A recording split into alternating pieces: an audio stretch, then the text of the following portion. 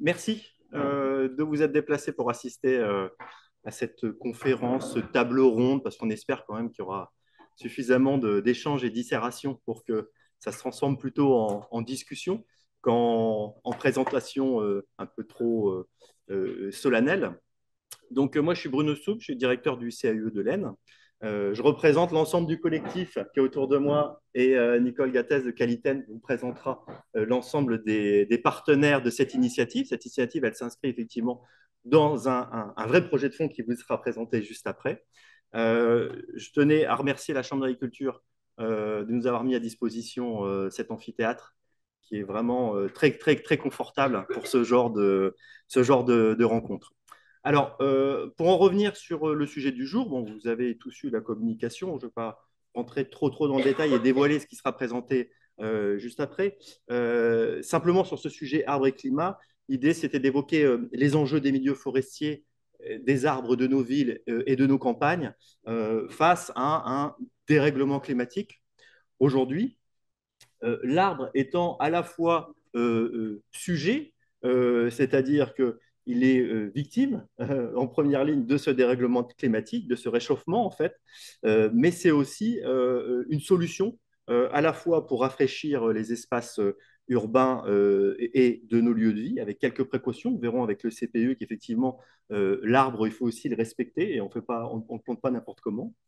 Mais c'est aussi d'aborder la question du rôle de l'arbre dans les pratiques agricoles. C'est pour ça aussi qu'on est là aujourd'hui avec de nouvelles considérations de l'arbre par rapport à des pratiques qui vous seront dévoilées juste après. Voilà, je ne suis pas plus long, je vous passe la parole. Voilà. Et oui, pour se rappeler que si nous sommes là ce soir, eh bien, c'est dans le cadre d'une action que nous menons, alors depuis un certain nombre d'années maintenant, ça a commencé un petit peu avec difficulté en 2020, vous savez les raisons. Et donc, cette action, hop, je vais appuyer sur une petite flèche, c'est pas encore ça, top, top, top, voilà. Cette action, c'est l'inventaire participatif des arbres remarquables de l'Aisne. Et vous observerez le mot participatif, parce que ça vous renvoie l'idée que vous pouvez, tout un chacun, déclarer des arbres remarquables dans votre environnement ou un peu plus loin dans le département, et puis vous nous en faites part, et à ce moment-là, on statuera pour savoir s'il est de fait effectivement remarquable ou pas. Et cette action, eh bien, on l'a conduit à 5 partenaires, et ce n'est pas tout à fait un hasard, parce que dans ces 5 partenaires, ben, vous allez en trouver une bonne part qui se trouvent à la table là. Alors, ces 5 partenaires, top, top, top, eh ben voilà, je vous en prie, mon cher, tu te présentes.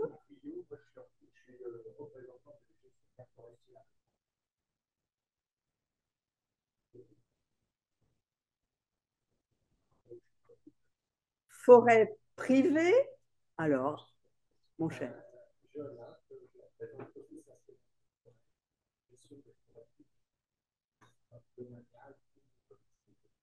Voilà. Alors,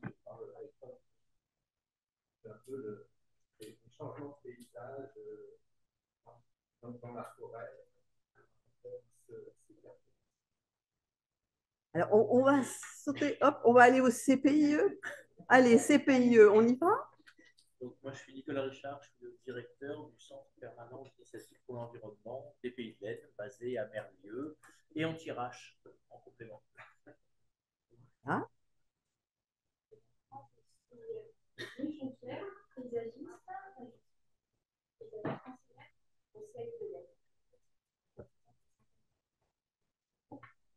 Voilà. Alors, juste un mot. Donc, la 5e partie là-bas, c'est Qualitel, association environnementale, dont j'assure la présidence, Nicole Gastel. Voilà. Vous avez donc les 5 partenaires qui œuvrent pour mener à bien ce projet. Et puis aujourd'hui, eh ben, on accueille avec plaisir, à la fois par le lieu, mais aussi par le sujet, eh bien, la Chambre. Donc, Benoît Leberge, conseiller au service agronomie, environnement de la Chambre d'agriculture, en charge de la partie agroforesterie, formation, et puis des mesures agro-environnementales qui sont mises en place, et également des suivis de biodiversité en lien avec Actualité. Alors, juste, on se dit un petit mot et avoir un peu de fierté dans l'Aisne. On n'est pas habitué à avoir beaucoup de fierté parfois. Eh bien, là, on va regarder. Nous avons, sachez-le, puisqu'on parle d'arbres remarquables, eh bien, un arbre est remarquable pourquoi? Par sa taille, par son essence, il peut être aussi remarquable par son histoire, et puis il peut aussi être remarquable par son âge. Eh bien, nous avons là, peut-être, on dit peut-être, le deuxième chêne le plus vieux de France. Il est dans l'Aisne. Il est à Beuvardes, il est dans une ferme en plus en conversion bio, voilà. C'est la ferme d'Artois, c'est donc le chêne pédonculé d'Artois. Et la famille Dubois, qui aurait dû être là ce soir, mais qui a eu un empêchement, eh bien, on dit dans la famille qu'il a 700 ans, mais depuis le temps qu'on le dit, voilà, 700 ans, et il est vraiment en bel état. Et il ne souffrira pas de la sécheresse parce qu'il a à côté de lui un étang qui, pour l'instant, n'a pas de souci d'approvisionnement en eau. Voilà. Nous avons donc un chêne magnifique dans le département, le deuxième. Le premier, c'est un peu particulier, vous le connaissez peut-être, c'est le chêne d'Allouville en Normandie, le chêne Chapelle. Alors lui, on peut dire qu'il est très, très vivant. Celui-là, il est particulièrement vigoureux. Voilà. Et alors, du coup, eh bien, pour faire une transition et introduire, eh bien, je voudrais, pour parler de l'arbre, dire quelques mots. Quelques mots, et j'ai envie de dire vraiment très peu de mots, que l'on doit à Jean-Louis Étienne. Jean-Louis Étienne nous dit ceci sur l'arbre. Dénominateur commun à la vie de toutes les espèces. L'arbre, on coupe les téléphones, mais on ne coupe pas les arbres. L'arbre est le gîte et le couvert de la biodiversité, le château d'eau entre la terre et le ciel. Pourvoyeur d'oxygène et régulateur du climat, il est le garant de la conservation des sols et le possible réconciliateur entre agriculture et nature. Bel espoir. Eh bien, allons-y pour nos arbres et notre climat. Donc, mon exposé va être axé sur la forêt, bien qu'on considère qu'à l'heure actuelle, les besoins en plantation sont surtout nécessaires en milieu champêtre, donc en secteur rural. On dit une formule un petit peu à l'emporte-pièce, la forêt n'a pas besoin de l'homme, c'est l'homme qui a besoin de la forêt. Le dérèglement climatique que nous connaissons doit beaucoup à l'activité humaine qui rejette des quantités importantes de gaz carbonique dans l'atmosphère, ça vous l'entendez souvent. Donc, mais par contre, le changement est rapide, ce qui fait dire à certains que la nature ne pourra pas s'adapter assez vite et qu'il faut que l'homme l'aide. Alors, ça me fait toujours un peu peur parce que l'homme, il met son nez partout et ce n'est pas forcément une bonne chose. Certains scientifiques observent que les jeunes plants issus de régénération naturelle dans nos forêts ont déjà intégré une partie de l'évolution du climat, comme vous le savez autour de vous, les jeunes générations humaines s'adaptent plus vite aux nouvelles technologies que nous-mêmes. Pour le forestier, face aux situations de dégradation, il faut rester pragmatique, n'intervenir que lorsque le peuplement est en péril. C'est le cas pour les peuplements d'épicéas. Vous avez sans doute entendu parler des scolites qui sont complètement morts de la sécheresse dans des surfaces énormes. Mais il faut quand même retenir que la majorité de ces peuplements sont des peuplements qui sont issus de plantations et non pas des peuplements naturels. Il y a des peuplements naturels qui sont morts de sécheresse, mais la grande majorité sont des peuplements issus de plantations. Il faut donc éviter d'opter systématiquement pour de nouvelles plantations, sachant que les périodes de sécheresse sont pénalisantes pour la reprise des plants et que des travaux suivis de dégagement sont nécessaires pour permettre le bon développement des jeunes pousses et que ces travaux-là sont très coûteux. Le bon sens requiert que l'on prenne le temps de l'observation, car la forêt s'inscrit dans un cycle long et il faut adapter des décisions capables d'assurer la durabilité des peuplements. qui gêne avec mon papier.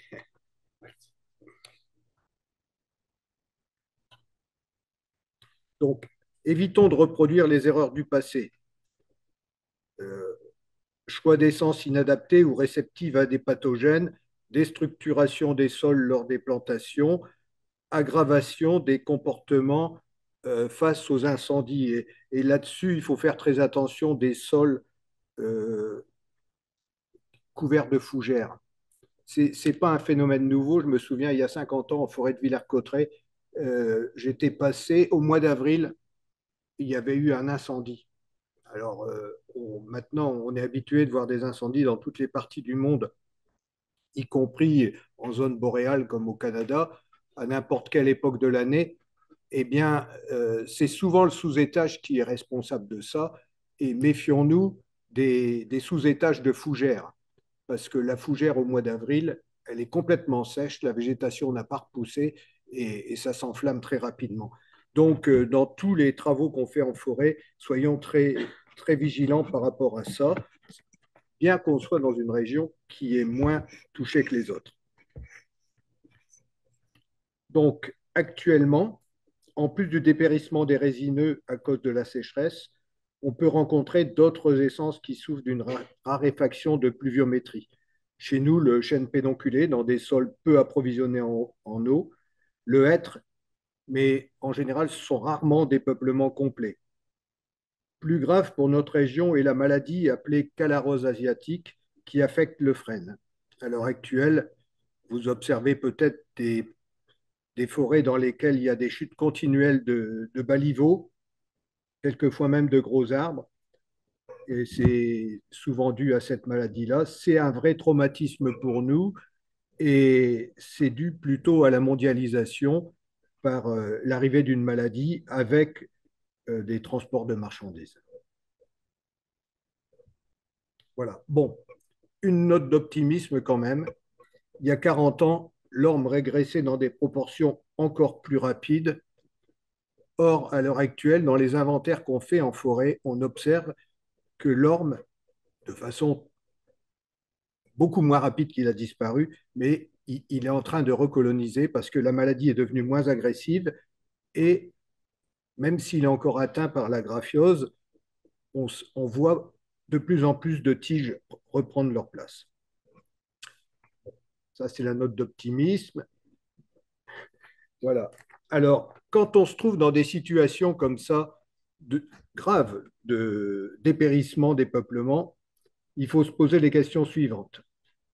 L'essence affectée est-elle dans une station qui lui convient? Parce qu'effectivement, quelquefois, on dit, mais ça ne va pas du tout. Or, on est dans des situations, bon, je l'ai évoqué tout à l'heure, où on n'a pas forcément planté les bonnes choses au bon endroit au bon moment, mais il y a aussi des essences, et c'était le cas du frêne, des essences colonisatrices qui sont allées s'implanter dans des sols où elles n'étaient pas vraiment adaptées. Et on le voit dans les mortalités du frêne à l'heure actuelle, le frêne meurt beaucoup plus dans des secteurs humides parce qu'il naturellement, il est allé coloniser ces secteurs-là, soit par la mortalité de l'orme qui aimait bien ce même type de sol, soit parce que simplement dans ces situations-là, il y a moins de concurrence.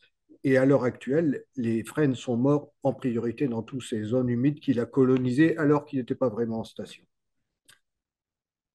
Bon, en tout état de cause, lorsqu'on a des mortalités comme ça, il faut assurer la pénétration dans les peuplements, car c'est des chutes d'arbres dans tous les sens, et il faut essayer de récupérer les produits en essayant de les valoriser au mieux dans le carbone long, c'est-à-dire que à l'heure actuelle, on serait tenté de récupérer tous les bois pour en faire du bois énergie. Le bois énergie, c'est malheureusement quelque chose qui relargue du carbone très rapidement. Donc, l'objectif, c'est quand même, à chaque fois qu'on récolte un arbre, d'essayer d'en faire, soit à travers l'emballage, ça ne dure pas très longtemps, mais c'est quand même mieux que le bois énergie. La charpente, la menuiserie, l'ébénisterie, essayer de capter le carbone et de le laisser longtemps avant de le relarguer dans l'atmosphère. Mais face à des situations comme ça, on est quelquefois obligé d'aller plus vite qu'on ne voudrait, hein, parce que il y a aussi du danger lors de la récolte des bois. Ensuite, il faut observer que se passe-t-il sous les arbres qui dépérissent. Il y a une proportion d'arbres vivants suffisante pour assurer le couvert continu du peuplement, et ces arbres abritent-ils une régénération acquise qui puisse assurer le remplacement des arbres morts ou dépérissants.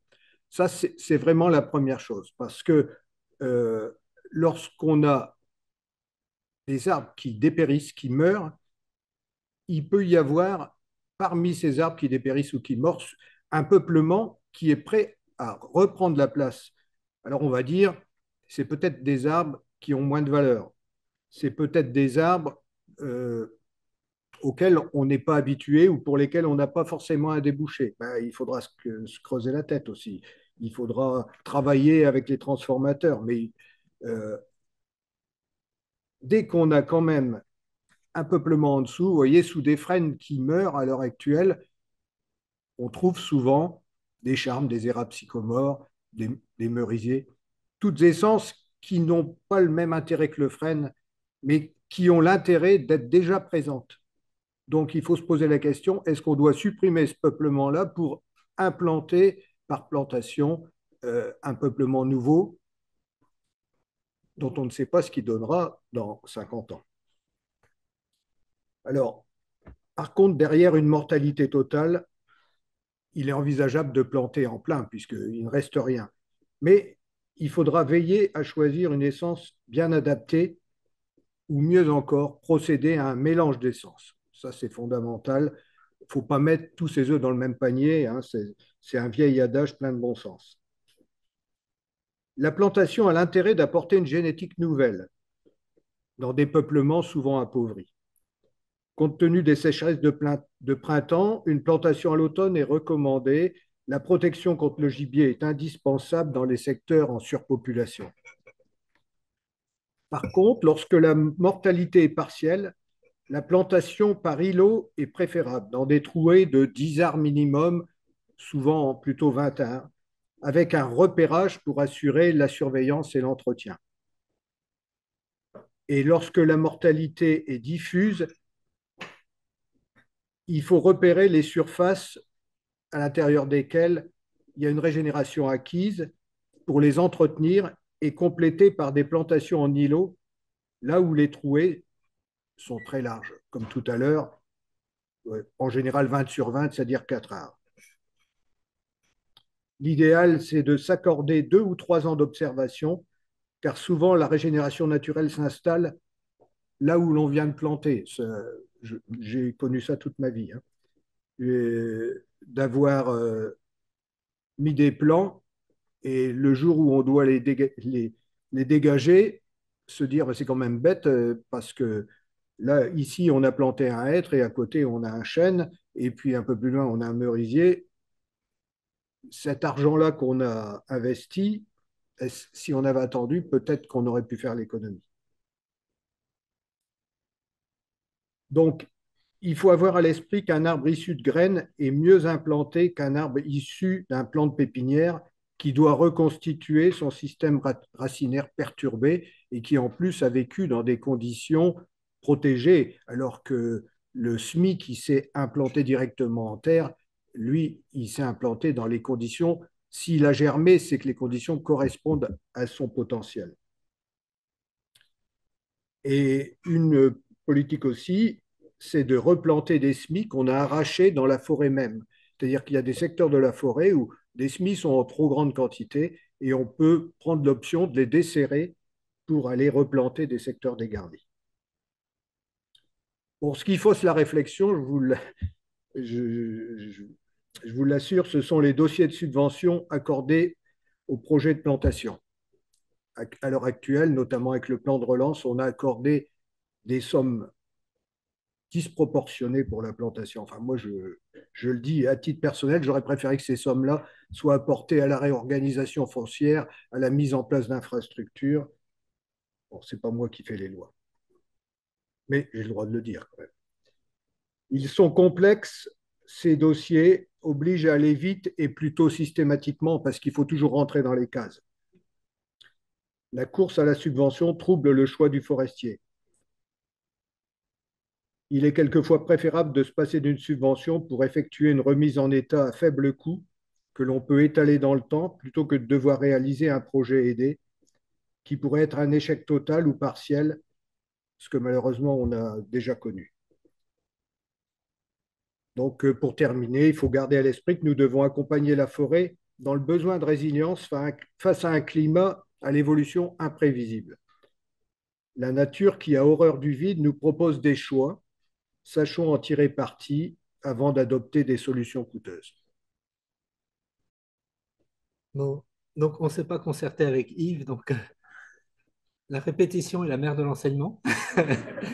Donc comme ça va bien rentrer dans vos esprits. Il y a beaucoup de choses qui vont se répéter un peu, je vais peut-être le dire d'autres façons, mais voilà.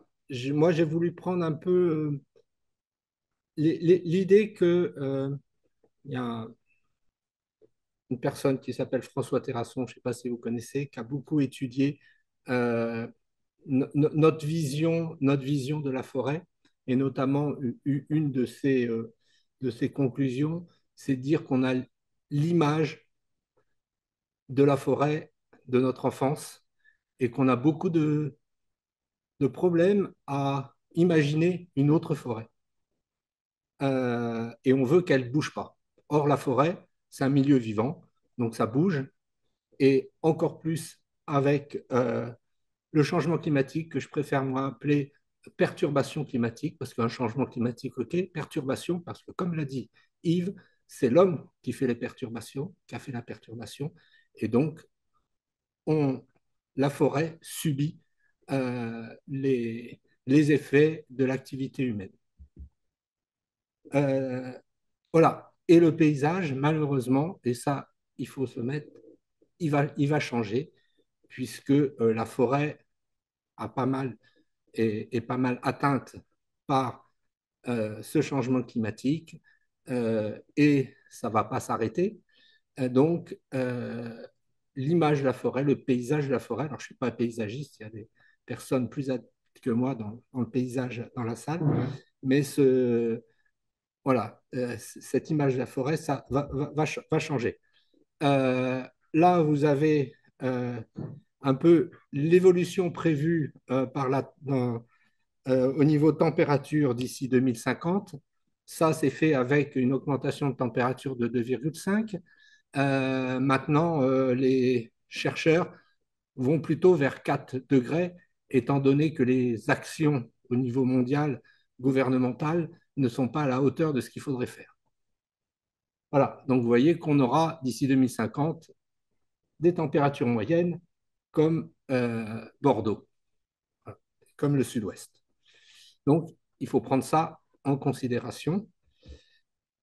Et donc, je vais vous mettre un exemple qui est tout près d'ici, hein, la forêt de Saint-Gobain, Coucy-Basse, où un peuplement sur 130 hectares, constitué de frênes, de chênes pédonculés et d'autres feuillus, ont subi plusieurs atteintes. Alors, des atteintes qu'on dit biotiques ou abiotiques. Biotique, c'est dû à des champignons, à des insectes, et abiotique, c'est tout à fait le climat, la hausse de température, la canicule, la sécheresse. Deux choses bien différentes, hein, canicule et sécheresse. Voilà. Donc, déjà, les frênes de ce peuplement, alors c'est un peuplement mélangé, voilà. Les frênes, déjà, ont été atteintes par la calorose, donc on les a exploitées, et avec et on s'est aperçu cet été que les chênes mouraient en l'espace d'un été. Les chênes pédonculés sont morts. Voilà. Alors, il y a plusieurs hypothèses qui ont été émises. Peut-être que c'est le prélèvement des frênes qui fait que les chênes étaient plus isolés et que du coup, ça les a atteints. Les différentes stress hydriques en 2018, 2020, 2022 et 2023. Et puis des attaques biotiques.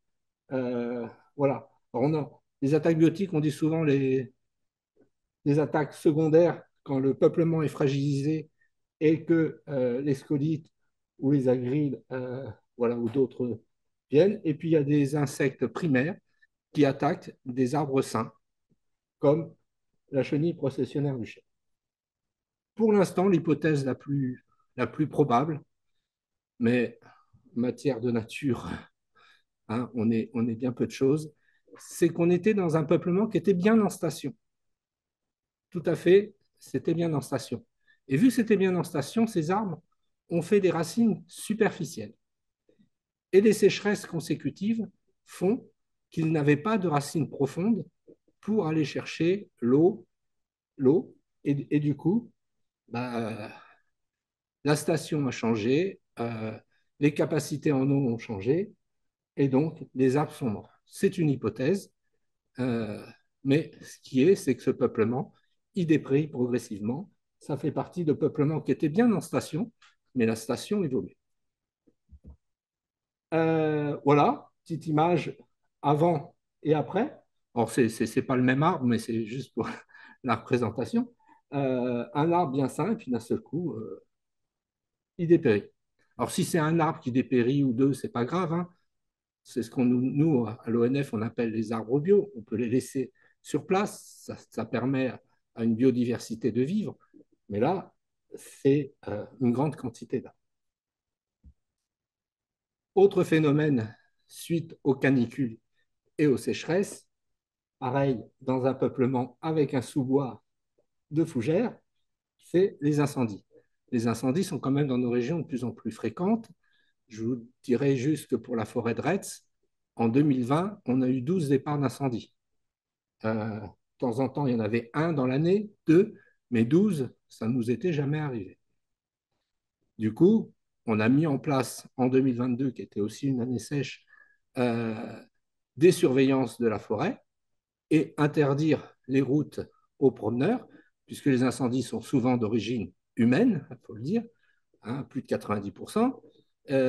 Et en 2022, alors qu'on avait des conditions à peu près semblables qu'en 2020, eh bien, on n'a pas eu de départ. On a eu un départ au mois de septembre en bordure de route départementale. Voilà. Donc, il va falloir qu'on prenne des habitudes à faire attention, à arrêter de faire des barbecues en forêt. On le voit tous les ans en forêt de Retz. Les gens viennent et font des barbecues en forêt. Maintenant, on ne peut plus le faire dans l'Aisne. On pouvait le faire dans le passé. On ne peut plus le faire. Installer des essences adaptées. En effet, là, vous voyez de la régénération naturelle à gauche, mais on essaye de faire des peuplements mélangés aussi. Plus on diversifie les peuplements forestiers, plus ils seront aptes à de la résilience, à s'adapter. Et puis lorsque la régénération naturelle n'arrive pas, eh ben, on peut compléter la régénération, compléter avec des essences. Ici, c'est dans l'Aube, hein, donc le Douglas est bien. Sur l'Aisne, le Douglas n'est pas toujours bien, bien en station. Voilà. Et puis, il faut maintenir une ambiance forestière. Je redirai tout à l'heure, il parlait du couvert continu, c'est très important. Ça, et une ambiance forestière, eh ben, c'est maintenir des arbres morts en forêt. Et c'est aussi éviter des sols nus. Là, il se trouve que c'est un chemin, mais ça peut très bien se passer en forêt. Si jamais on enlève tous les arbres, eh ben, il y a du ruissellement et la matière du sol s'en va. Donc, il faut faire très attention, surtout que les épisodes pluvieux également sont de plus en plus violents. Donc, si on a beaucoup de végétation en forêt, eh ben, la pluie, la végétation retient le sol. Et puis, mania des menus bois. Alors, qu'est-ce que c'est les menus bois? Ça, c'est un peu notre vocabulaire. C'est les bois de moins de 7 cm. C'est là où il y a le plus de richesse. Et donc, il faut absolument que ces menus bois restent en forêt pour refaire de l'humus, enrichir le sol. Hein. C'est très, très important pour maintenir une bonne qualité du sol. Et puis, l'importance des microclimats aussi. En forêt, il y a eu des études de fait par l'Université d'Amiens en plein été, quand il fait 35 en milieu urbain, dans la forêt, il peut faire 24 degrés. Par contre, lorsque vous avez une coupe de bois, une coupe qu'on appelle une coupe rase, ou une plantation, c'est un peu pareil, eh ben, elle peut faire 38 degrés, encore plus que ce qui est en ville. Donc, il est très important de maintenir ce qu'on va voir un couvert continu dans la forêt. Ça, c'est des choses que la forêt publique ne faisait pas forcément avant, beaucoup plus en forêt privée, mais c'est très important de maintenir un couvert continu en forêt, d'avoir plusieurs étages, parce que la forêt, si la température est moins élevée, eh ben, les plantes résistent mieux. Voilà, c'est ce qu'on appelle aussi la résilience et l'adaptation des forêts. Vous voyez à gauche une forêt, bon, ce n'est pas une forêt d'ici, mais voilà, j'avais pas de drone pour vous faire une photo, mais voilà, des feuillus, des résineux. Il ne faut pas non plus être contre les résineux. Avec le changement climatique, avec les hausses de température, il y a certains résineux qui seront mieux adaptés que les feuillus. Mais il faut une diversité et des travaux forestiers aussi, mais des travaux forestiers légers qui permettent de mettre en valeur les essences les plus les mieux adaptées. Et puis enfin, si on veut garder une forêt, étant donné qu'on met de nouvelles essences en forêt, des essences mieux adaptées, des essences de zones méditerranéennes quelquefois, eh ben, c'est des essences qui sont plus fragiles à la dent du gibier aussi. Donc il va falloir aussi réduire les populations de gibier, parce que la photo qu'elle a avec Dretz, mettre des plastiques pour protéger, on est en milieu naturel, mettre des plastiques, ce n'est pas très naturel. Donc, mais si on ne mettait pas plastique, il n'y aurait plus de forêt, hein, ce serait de la lande. Voilà. Donc, c'est à réfléchir aussi. Hein, il faut de la chasse, mais faut un équilibre. Et l'équilibre, il sera de plus en plus fragile parce que la forêt est fragile. Voilà. Voilà en gros. Alors, tout ça, toutes ces petites choses, c'est ce que nous, à l'ONF, on a appelé la forêt mosaïque. On va vous présenter un petit film en fin de séance. Vous allez en avoir la primeur. C'est presque une avant-première, parce que je l'ai eu hier soir, qui a été tourné en forêt de Retz, et où vous allez retrouver tous les thèmes que Yves et moi ont développés. Et puis enfin, je suis tout à fait d'accord avec Yves, il faut d'abord que le forestier observe. Le métier du forestier va être de plus en plus dur, parce que jusqu'à présent, on faisait comme nos pères, comme nos grands-pères, on continuait la gestion forestière. Le climat était là, c'était facile. Maintenant, le climat change, donc il faut observer et adapter sa gestion au jour le jour, sans perturber la nature. C'est pour ça que je reprends malgré tout une phrase d'un forestier, M. Parade, de la fin du 19e siècle, qui est quand même toujours valable. Imiter la nature et hâter son œuvre, telle est la maxime de la sylviculture. En effet, il ne faut pas la brusquer. Quelquefois, il faut aller un peu plus vite que ce qu'elle va, parce que le climat, il change tellement vite que si on n'aide pas la nature, mais il faut l'aider, il ne faut pas la contrarier. Voilà. On ne l'a pas dit tout à l'heure, mais si vous avez des questions, vous pouvez les dire maintenant. On n'est pas obligé d'attendre la fin. Comme ça, on est encore dans le chaud du propos. Hein. N'hésitez pas, hein, surtout. Vous avez des questions? Non, c'est clair? Très bien. Merci, Nicolas du CPIE, pour le bien-être de l'herbe en milieu urbain. Ça, c'est, excusez-moi, juste, c'est une attention particulière que l'on porte de plus en plus. On voit traditionnellement aussi des arbres qui ont pu être maltraités, alors qu'on les utilise justement à bon escient pour eh bien, à la fois valoriser et rafraîchir nos villes. Donc, c'est vraiment un sujet qui est très, très intéressant. Merci. Alors, on a parlé jusqu'à présent d'arbres forestiers, donc des arbres qui sont dans leur milieu, même si ce milieu bouge, on peut dire qu'ils sont au meilleur de ce qu'ils peuvent produire à l'instant T.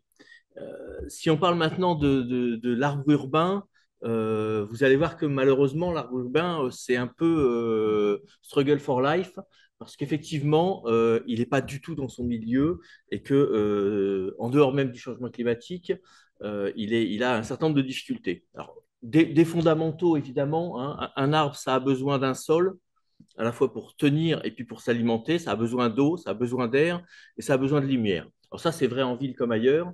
Pour autant, on va voir que ce n'est pas si simple pour un arbre en ville, encore plus compliqué qu'ailleurs.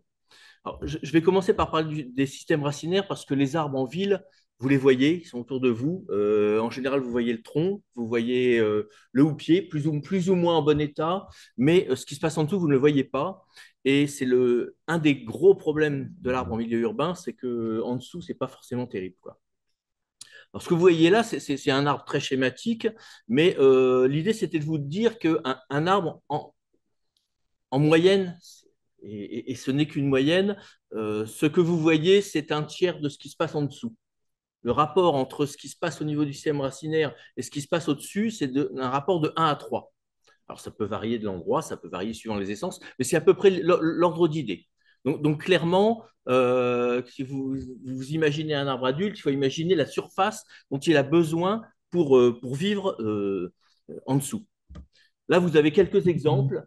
Alors là encore, ce sont des schémas, hein, de différentes catégories d'arbres et de la manière dont ils développent leur système racinaire. Alors vous avez sur la partie gauche des arbres jeunes, vous avez au milieu des arbres moyens et ensuite vous avez des arbres plus âgés. Et on s'aperçoit qu'effectivement, il y a des arbres qui ont des systèmes de développement différents. En bas, vous avez le févier d'Amérique qui, lui, ne s'étend pratiquement pas, il s'enfonce très peu, mais qui s'étale tout de suite. Vous avez des arbres qui ont besoin de faire un pivot, c'est-à-dire de foncer vers le fond, et ce pivot, petit à petit, finira par se résorber, et puis on aura un étalement plus important du système racinaire. Alors ça, c'est pas facile à évaluer, c'est pas facile à connaître, parce que autant les jeunes arbres, ben, effectivement, il suffit de tirer dessus pour voir le système racinaire. Quand vous avez des arbres de plus d'un siècle, à part à l'occasion de quelques tempêtes, et ce n'est pas forcément les plus ancrés qui tombent, vous avez du mal à les trouver, ces systèmes racinaires. Et quand il faut creuser sur 20 ou 30 mètres de profondeur pour trouver les racines du fond, ce n'est pas évident. Donc là, on est sur des modèles théoriques. Ce que je vous présente là, par exemple, ce n'est pas un modèle théorique, c'est un arbre réel sur lequel le travail a été fait. Et on voit bien qu'en fonction des horizons du sol, c'est-à-dire des couches du sol, et de ce qu'il peut trouver dans ces différentes couches du sol, ben, l'arbre, en fait, il va s'adapter. Il va fonctionner fortement là où il va trouver de la nourriture, il va chercher plus loin là où il n'en a pas, et puis sinon, il va essayer de faire ce qu'il peut et de s'enfoncer là où il peut trouver de la nourriture. Ça, c'est important parce qu'en milieu urbain, ça sera encore plus prégnant. Alors, ce que je vais vous présenter là, c'est un certain nombre de figures qui vous permettent de voir le comparatif qu'on peut faire entre un arbre dans son milieu forestier classique et un arbre en milieu urbain. Alors, ce sont des schémas, mais ça permet quand même de vous présenter un petit peu les problématiques qu'on va rencontrer en milieu urbain. Alors, la première problématique, pour continuer sur ce que j'avais dit, c'est une problématique de sol. Parce qu'effectivement, le sol urbain, il a plusieurs problématiques importantes. D'abord, l'espace pour s'étendre pour les systèmes racinaires est généralement moins important que ça peut être dans un milieu classique, un milieu forestier. Autre problématique que va rencontrer l'arbre, c'est le tassement du sol. On est sur des sols qui sont utilisés pour d'autres usages. Quand on fait une route, on tasse, on compacte. Et ça, pour les arbres, c'est problématique parce qu'il n'y a plus d'oxygène, il n'y a plus d'eau qui rentre, et voire même, il n'y a pas de possibilité de passer pour les systèmes racinaires. Donc ça, c'est une vraie contrainte. Ce tassement, il entraîne aussi des problématiques d'eau, parce qu'effectivement, l'eau pénètre beaucoup moins bien dans les sols, et de la même manière, on le verra un petit peu après, ça empêche aussi la régénération, puisque un arbre, c'est un système qui boucle, les feuilles qui tombent finissent par alimenter l'arbre à partir du moment où il y a eu où ça se délite et on retrouve les sels minéraux qui sont de nouveau captés. Et donc ce cycle-là, en milieu urbain, vous verrez qu'on a du mal à le faire réellement. Alors, ça c'est pour le côté sol. Si on regarde le microclimat, alors on vous a dit qu'effectivement, hein, les problématiques, il y a les problématiques de la lumière. D'abord parce qu'il y a des ombres portées en ville. Il peut y avoir des problématiques aussi de lumière permanente. Le cycle de l'arbre, il peut être perturbé. Un luminaire près d'un arbre, pour l'arbre, il comprend rien. C'est-à-dire que globalement, il fait de la photosynthèse jour et nuit. Ouais, ça, clairement, c'est très perturbant pour l'arbre. C'est aussi perturbant pour l'humain de temps en temps. Mais nous sommes aussi des êtres vivants, donc il n'y a pas de différence majeure. Dans les problématiques qu'il peut y avoir aussi, au-delà de la lumière et de l'ombre, il y a l'effet de réverbération. Quand vous avez un arbre qui est proche d'un milieu extrêmement clair, le sol forestier, il est plutôt sombre. Donc, il ne renvoie pas la lumière. Quand vous avez, je vous montrerai après des exemples, quand vous avez un sol minéral qui est clair, ben, il renvoie de la lumière. Et donc, il y a un apport de lumière complémentaire qui peut être perturbant, outre les effets thermiques. Mais ça, j'y reviendrai aussi après. Donc, la lumière n'est pas la même dans un milieu urbain. Et donc, ça peut être extrêmement perturbant pour l'arbre. Autre problème de microclimat spécifique, la température, évidemment. On l'a dit tout à l'heure, hein, la température urbaine sur un jour moyen est plus importante en ville qu'elle ne l'est en milieu forestier, avec des écarts qui peuvent être très très importants.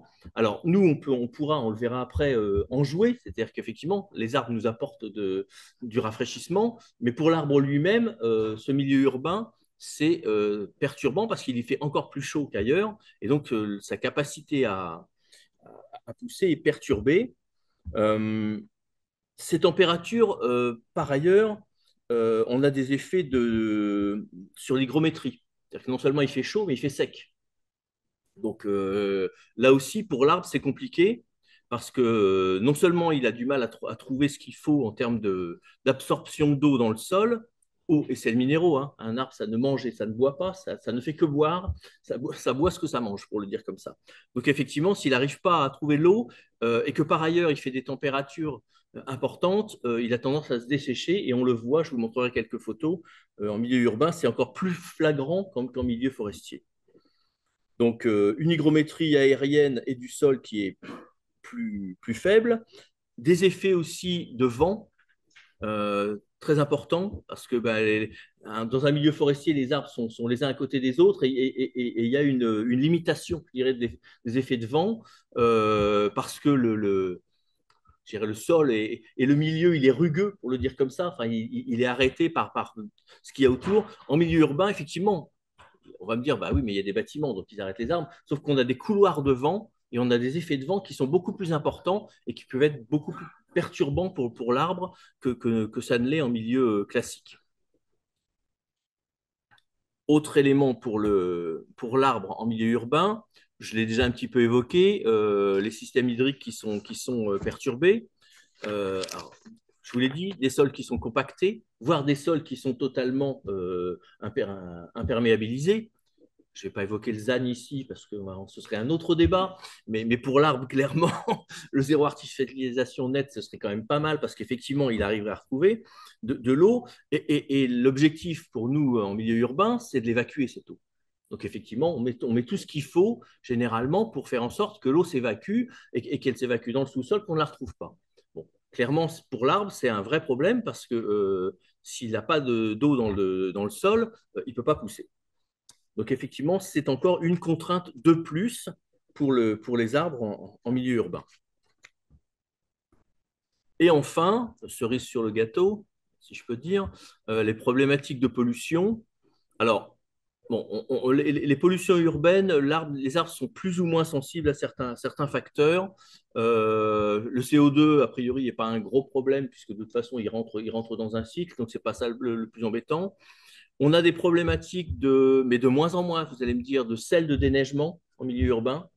Alors, bon, on n'était pas dans des régions où il y avait beaucoup de neige, donc on en utilisait assez peu, mais il y a des régions où c'est particulièrement gênant et où effectivement ça fait cramer les arbres, pour le dire vulgairement, et où c'est une vraie problématique.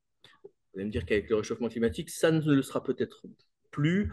On a des problématiques de pollution de l'air, bien sûr, de poussière, avec des niveaux de poussière qui font que on finit par boucher la capacité à respirer des feuilles. C'est une réalité. Alors, avantage pour nous, c'est que ces feuilles captent la poussière. et qu'effectivement, tout ce que retient l'arbre sur ses feuilles, c'est autant de poussière qui n'est pas dans l'air. Et quand les feuilles tombent, bah, on évacue, je dirais, une partie de la pollution en même temps que les feuilles. Pour autant, pour l'arbre, ce n'est pas forcément la joie. Après, on a d'autres types de polluants qui sont liés à la circulation, qui sont aussi les pollutions du sol qu'on peut retrouver. Donc là, effectivement, ce sont autant de conditions compliquées pour que l'arbre puisse vivre à peu près sereinement. Donc ça, ce sont des conditions, je dirais, plus simplement physiques de vie pour l'arbre, aujourd'hui comme hier. Mais s'ajoute à ça notre comportement, je dirais. Et là, on peut voir quelques jolis exemples de difficultés de cohabitation qu'on peut avoir entre les arbres en milieu urbain et les chauffeurs ou les chauffards, pour le dire comme ça. Alors, toutes ces photos ont été prises pas très loin d'ici, sur Saint-Quentin, mais je pense qu'on aurait pu faire les mêmes dans à peu près toutes les villes aux alentours, où on voit qu'effectivement, si on n'a pas des protections efficaces par rapport à nos arbres urbains, malheureusement, ben, de choc en choc. Alors, il y a des arbres plus ou moins sensibles, hein. Vous avez sur votre... vous avez là... Ça c'est un prunus. Il aime vraiment pas avoir ce genre de plaies. Elles ne cicatriseront pas et c'est un arbre qui va dépérir et qui va devenir dangereux, alors qu'a priori, et qui en plus on va minimiser sa durée de vie très fortement. Ici, vous avez l'exemple sur un platane.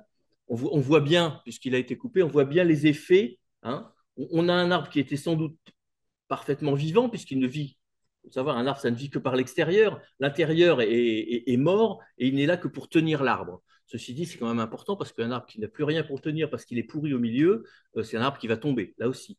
Donc là, effectivement, on a des chocs répétés, on a une incapacité de l'arbre à cicatriser suffisamment vite les plaies qu'il a, et donc bah, le problème, c'est que les champignons, les lignivores vont s'installer et vont finir par supprimer l'intérieur de l'arbre. Il aurait pu devenir complètement creux si on lui avait donné la chance de vivre un peu plus longtemps, et il n'y a pas d'autre choix que de le couper.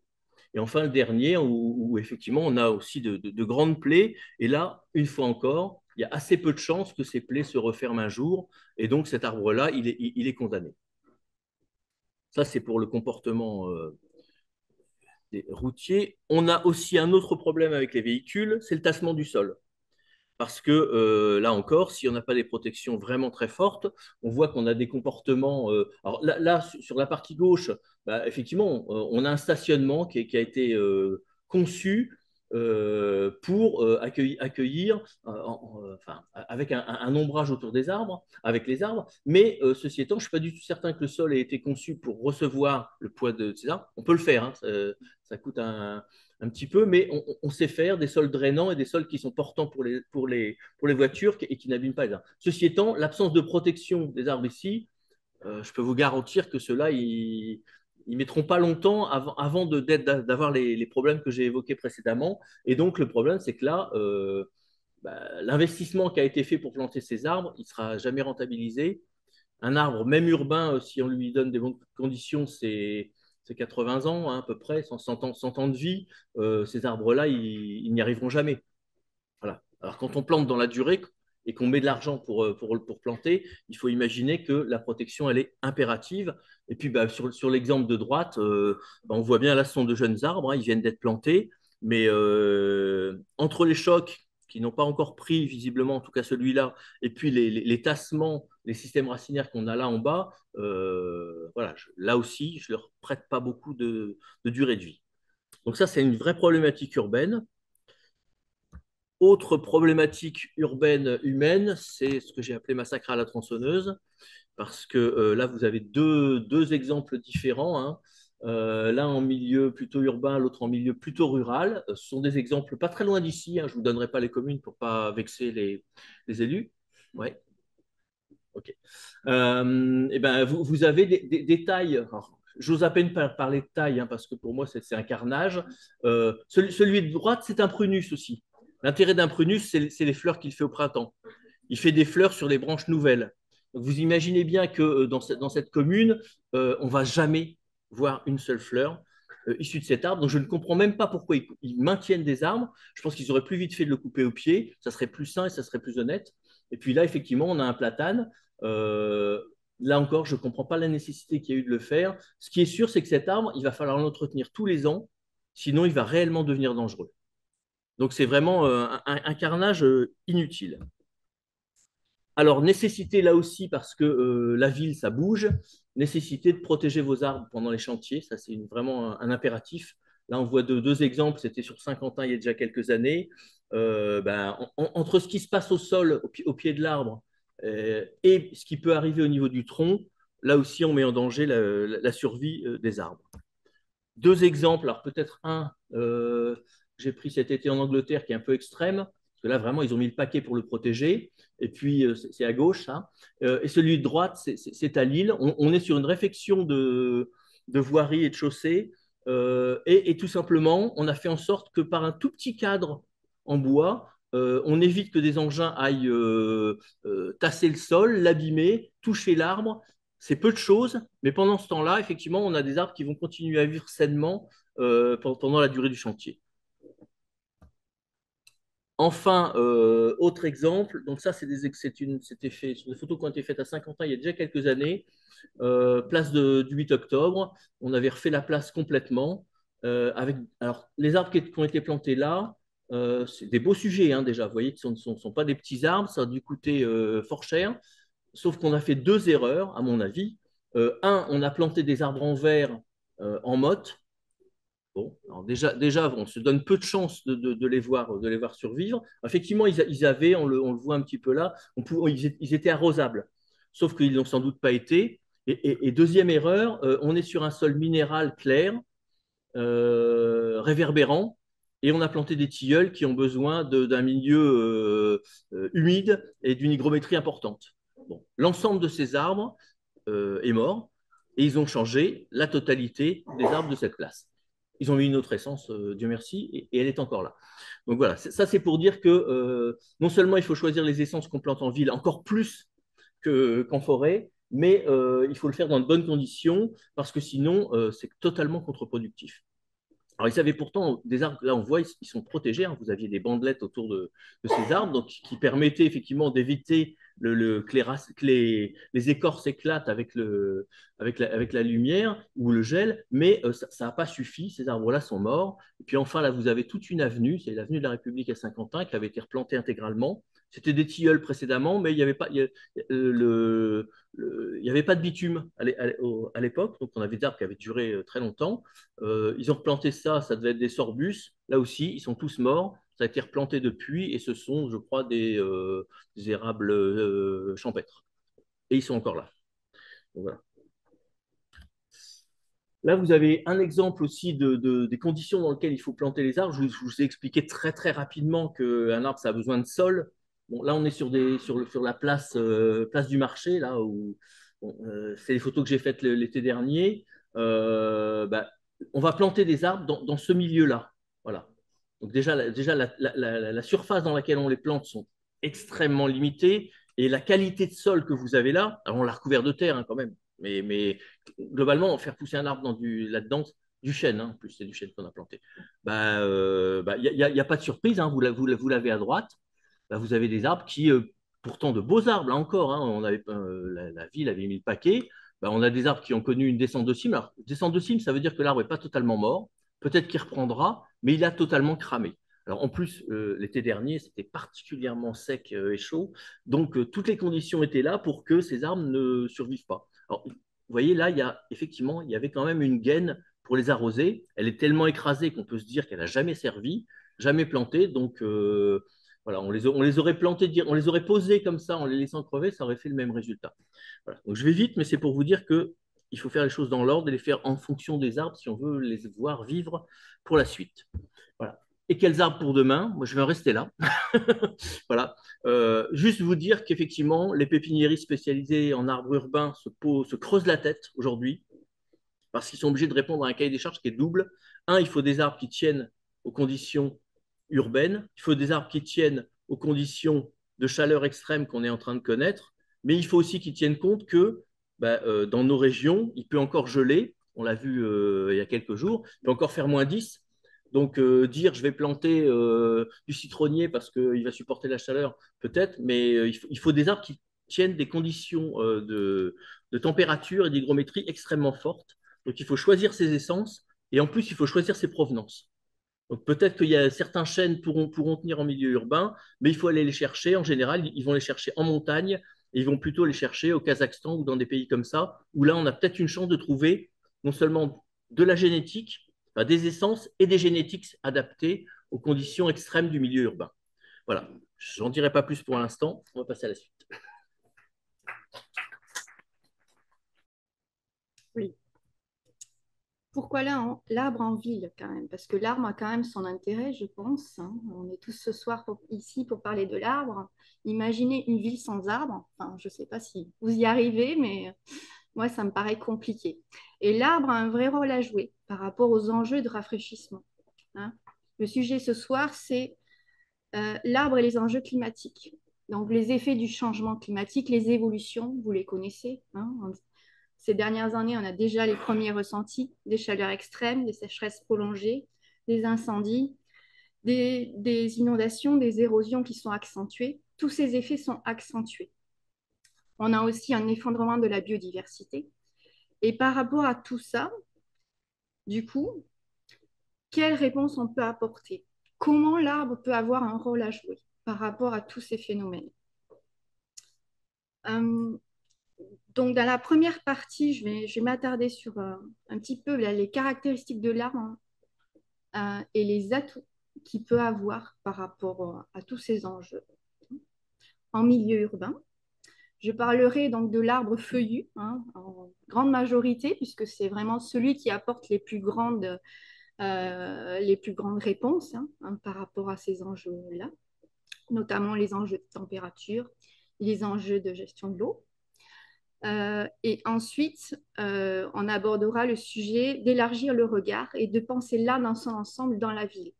Et ça dialoguera bien avec le sujet des contraintes qu'on a abordées avec Nicolas juste précédemment, pour trouver des conditions de réussite de l'arbre en ville. En fait, c'est ça le sujet, les conditions de réussite pour que l'arbre puisse répondre aux enjeux climatiques, mais qui trouve ces conditions aussi pour être bien. Parce que là, clairement, il faut qu'il soit bien pour qu'il apporte cette réponse. Donc, les services écosystémiques de l'arbre, bah, vous le savez tous, l'arbre a des atouts quand même. L'arbre produit de l'oxygène, stocke du carbone, ça tout le monde le sait. L'arbre filtre l'air, donc on a un petit peu évoqué le sujet en milieu urbain. Il permet de créer un filtre, en tout cas de capter les poussières, toutes les particules, les pollutions, et du coup de permettre qu'on ne respire pas directement ces pollutions, nous, en tout cas dans la ville. Donc, ça a un vrai rôle par rapport à ça. L'arbre, donc feuillu, participe à régler la luminosité, hein, selon les saisons. Hein, en été, on profite de son ombre. En hiver, on profite de la luminosité dans les maisons parce que l'arbre feuillu permet que la luminosité puisse passer. L'arbre peut permettre de réduire la température ressentie. Donc ça, par rapport aux enjeux climatiques, on voit tout de suite la relation. On sait très bien que l'ombre d'un arbre est beaucoup plus rafraîchissante que l'ombre d'un bâtiment. Je pense que tout un chacun a pu l'expérimenter. Donc pourquoi? C'est l'effet combiné de l'ombre portée, mais également de sa capacité d'évapotranspiration. Et tout ça, c'est le volume de feuilles, hein, qui fait l'évapotranspiration. Si on a des arbres, comme on a vu tout à l'heure, sans branches, sans feuilles, on n'a plus de fonctionnement, de rafraîchissement de cet organisme arbre dans la ville. Donc, c'est vraiment important de pouvoir penser globalement et considérer l'arbre dans sa globalité, hein, au niveau système racinaire, mais aussi au niveau, on a besoin de tout son volume pour qu'il soit efficace.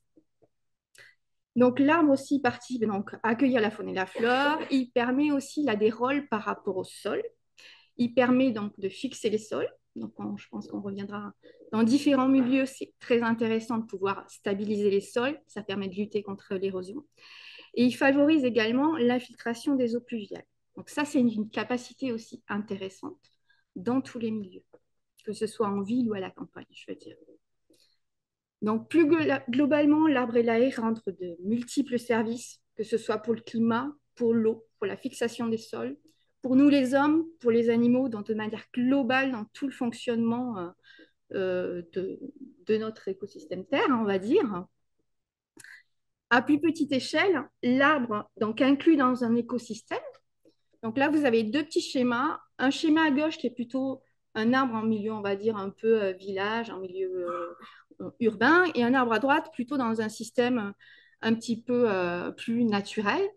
Tout ça pour vous dire que l'arbre, dans ces deux milieux-là, s'il est inclus dans un écosystème, c'est-à-dire s'il a de la pleine terre, du sol vivant, s'il a un couvert au pied, ça va permettre que l'arbre profite de cette strate au pied, c'est-à-dire que ça va permettre de maintenir l'humidité au pied de l'arbre, de stabiliser les sols, et donc tout ça va profiter à l'arbre. Donc c'est pour ça qu'on parlait de multistrate en forêt, mais on peut penser aussi le multistrate en milieu urbain. C'est toujours intéressant d'avoir un arbre avec du couvert au pied, du paillage, donc quelque chose qui est bien constitué sur le pied, que d'avoir un arbre directement au contact du sol franc. Donc le multistrate, il peut se penser dans tous les milieux. Donc en ville, donc là, l'idée, c'est de pouvoir, donc, par rapport aux enjeux de demain, de pouvoir agir par rapport aux effets d'îlots de chaleur urbains. Qu'est-ce que c'est l'effet de l'îlot de chaleur urbain? Très rapidement, c'est cette capacité qu'ont les milieux urbains à du coup stocker la chaleur dans les matériaux, que ce soit le sol et les bâtiments, et de pouvoir du coup après la restituer. Donc on a un effet de chaleur qui est accentué rien que par cet effet d'accumulation de chaleur dans les matériaux durs. Donc pour limiter cet effet en fait, du coup en captage de chaleur et restitution de chaleur la nuit, il y a différents moyens d'agir. Il y a des changements de matériaux, il y a le recours à l'eau pour avoir un effet plus rafraîchissant, et il y a la végétalisation de l'espace urbain. Donc là, par rapport à cet enjeu de végétalisation, peut avoir un rôle par rapport justement à ce qu'on disait, à l'ombre, par rapport au fait qu'il filtre les particules. Donc, si on a plusieurs arbres et des espaces verts répartis en ville, on va pouvoir avoir des effets de poumons verts un petit peu dans la ville et des effets aussi de captation de pollution répartis dans la ville. Donc, c'est intéressant de penser aussi qu'il y ait une bonne répartition globalement dans la ville. Et l'arbre aussi va avoir, en tout cas les espaces en pleine terre et végétalisés, vont avoir aussi un rôle pour la gestion des eaux pluviales. Donc en bas, vous avez deux schémas. Un schéma, on est en pleine terre avec des arbres hein, et du sol perméable, et un schéma en milieu urbain. Et on remarque donc le pourcentage de ruissellement, c'est 45% plus de ruissellement sur l'espace urbanisé que par rapport à un espace où on est végétalisé en pleine terre. Donc, en fait, plus on va avoir d'espaces végétalisés et moins on aura de ruissellement. Donc, c'est vraiment un levier pour limiter tous les enjeux qui sont liés, c'est-à-dire les phénomènes de ruissellement, d'inondation qui s'en suivent. Donc, 4 leviers pour agir face aux îlots de chaleur. Donc, adapter les sols pour faciliter l'infiltration. Donc, limiter les sols perméables. Donc, en essayant de rationaliser, c'est-à-dire quand on crée un espace minéral, on ne va pas s'étendre, l'enrober outre mesure pour essayer de rationaliser un maximum. Maintenir la végétation en place. Donc, le plus possible, les arbres qu'on a, on les garde, hein, parce qu'ils ont un effet quand même conséquent, rafraîchissant. Et puis, réfléchir à revégétaliser en complément. Donc là, vous avez deux photos, un comparatif justement de température ressentie entre 53 degrés sur un parking en plein soleil et 29 degrés ressentis sur un espace urbain, mais où du coup, on a une présence d'arbres. Et un sol qui est en pleine terre, parce que les arbres, il faut les penser en pleine terre. Donc concrètement, si on veut agir, comment agir du coup face à ce contexte et face à ces enjeux. Donc, il y a différents modes d'agir. On va y aller progressivement. Donc, apporter déjà une réponse globale et transversale et remettre l'arbre et le végétal dans la ville, au centre des réflexions. C'est ce qu'on disait tout à l'heure. L'arbre doit être pris en compte dès le départ et pas à la fin. Donc déjà, réfléchir donc à l'échelle de votre commune ou même, ça peut se réfléchir à toutes les échelles, mais réfléchir à comment on rétablit ou on conforte le maillage hydraulique et végétal. Les deux choses vont ensemble. Donc, comment on peut déjà conserver le maillage qui existe, hein, le maillage vert et hydraulique, et comment on vient se connecter à ce maillage-là existant. C'est très important de penser les actions de plantation nouvelle en lien avec ce qui existe. Hein. Et du coup, on fait le lien avec la notion de corridor écologique. Qu'est-ce qu'un corridor écologique? En fait, c'est un espèce enfin, c'est une continuité écologique, un linéaire qui va permettre à la faune hein, de pouvoir se déplacer entre différents lieux d'habitat. Un corridor écologique, ça peut être une haie, un corridor de prairie, un bord de cours d'eau. Voilà, ce n'est pas forcément un boisement, c'est un linéaire qui permet de connecter des zones d'habitat pour la faune. Donc, ça a des intérêts par rapport à la biodiversité. Donc, l'idée de pouvoir penser les plantations nouvelles en lien avec cette trame de territoire, c'est de pouvoir justement trouver des connexions et des connectivités avec les trames vertes et bleues qui existent. Donc ça, c'est à la grande échelle. À la plus petite échelle, même dans la ville, dans vos communes, on peut penser à réintégrer du végétal au sein des villes et des villages. Donc ça peut prendre plein de formes, mais l'idée, c'est de voir que chaque action, des potagers, des sols enherbés, des toitures végétalisées, des arbres sur d'autres endroits, peuvent avoir leur fonction et leur intérêt. La troisième notion, c'est de pouvoir essayer de combiner action végétale et gestion intégrée des eaux. On l'a dit tout à l'heure, l'arbre, voilà, il a forcément besoin d'eau, donc de pouvoir croiser les thématiques et de réfléchir de manière globale. Vous avez à gauche un petit bloc qui présente en fait la logique classique dans laquelle on était avant, c'est-à-dire qu'on faisait un parking et en fait on gérait les eaux sous tuyau, on allait les ramener à un autre endroit. Le changement de paradigme aujourd'hui, c'est d'essayer de penser autrement. Pourquoi? Parce qu'on a besoin d'eau là où sont les arbres. Et on a besoin d'eau, on a besoin aussi de limiter le ruissellement sur ces milieux-là. Donc du coup, il faut gérer l'eau au plus proche de là où elle tombe. Et utiliser cette eau, quand elle existe, pour pouvoir planter, avoir des arbres, avoir des plantations, et des massifs dans les lieux où ils sont pertinents. Donc, du coup, comment ça se manifeste? Ça peut se manifester à plein d'échelles, en fait. Vous pouvez avoir une coulée verte à un endroit. Dans votre jardin, l'eau de la gouttière, elle peut être canalisée et alimenter un arbre dans un jardin. Voilà, c'est plein d'échelles. Vous avez aussi en photo des nous. Qu'est-ce que sont les nous? En fait, ce sont des espaces verts qui peuvent être plantés d'arbres ou de massifs, ou simplement enherbés ou gérés en prairie, et qui sont en fait des espaces où les eaux des ruissellements des trottoirs et des voiries arrivent directement et permettent d'alimenter ces plantations. Donc, du coup, les arbres sont directement alimentés par ces eaux de voirie. Donc, comme on est sur le sujet arbre, certaines villes développent actuellement le concept d'arbre de pluie. Qu'est-ce que l'arbre de pluie? C'est l'idée de récupérer les eaux de ruissellement de la voirie pour alimenter directement et venir arroser les arbres qui bordent cette voirie.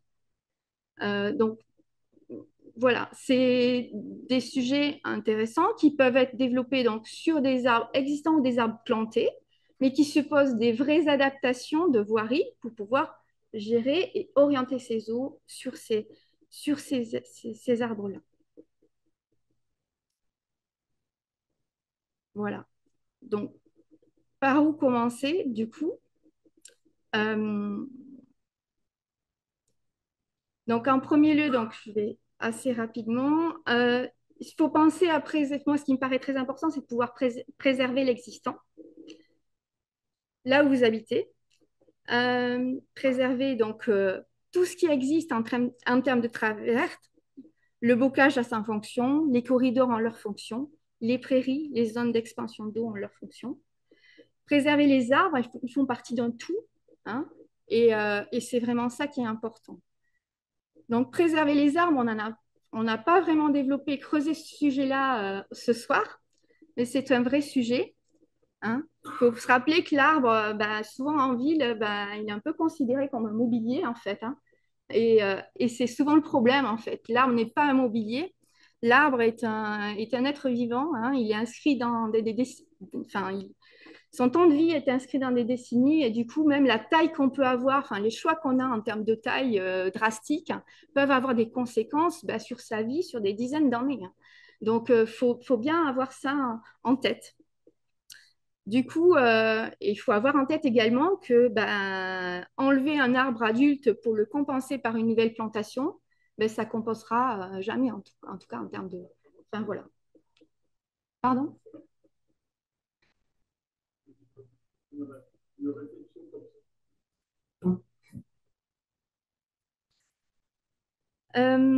Donc, voilà.